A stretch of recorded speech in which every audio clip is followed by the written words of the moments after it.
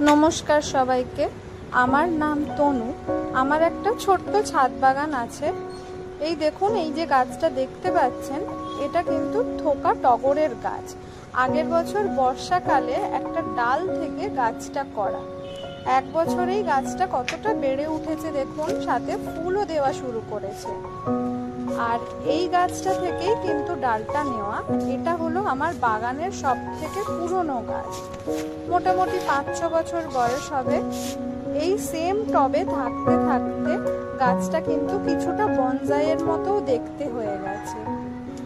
আমি খাওয়ার বলতে দেই জৈব সার, গোবর সার বা ঘরে তৈরি করা কিছু ফার্টিলাইজার, যেমন রান্নাঘর থেকে যা খোসা বেরোয় বা নিম খোল, সেই সব দেই।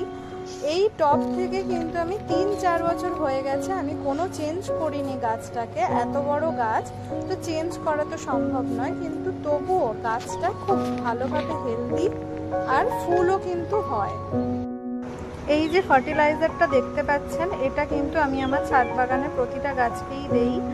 নিম খোল আছে, সাথে আছে সর্ষের খোল, আর রান্নাঘর থেকে যেসব সবজির খোসা বা পচা সবজি বেরোয়, কলার ছিলকা, সবই এতে দিয়ে 2-3 দিন পচিয়ে রাখি।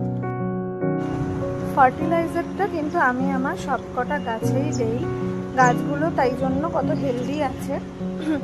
ওই ফার্টিলাইজারটা দিলে গাছের গোড়া কিন্তু গরম হয়ে যায় না, যেটা ভার্মি কম্পোস্ট বা গোবর সার দিলে গাছের গোড়া গরম হয়ে যাওয়ার চান্স আছে।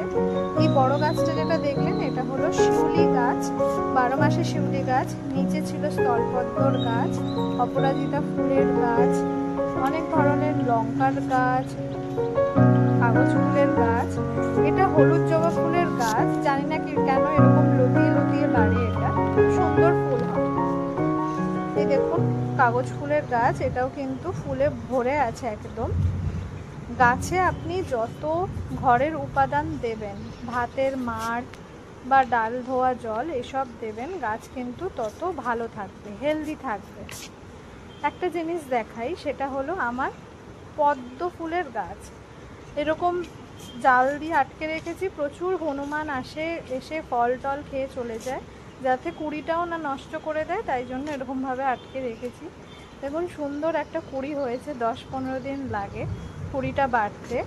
আমি নেক্সট ভিডিওতে আপনাদের জানাবো পদ্ম ফুলের কুড়ি কীরকম আসে, কীরকম কেয়ার করতে হয়। আপনারা সবাই ভালো থাকবেন। পছন্দ হলে একটা লাইক করে দেবেন। টাটা।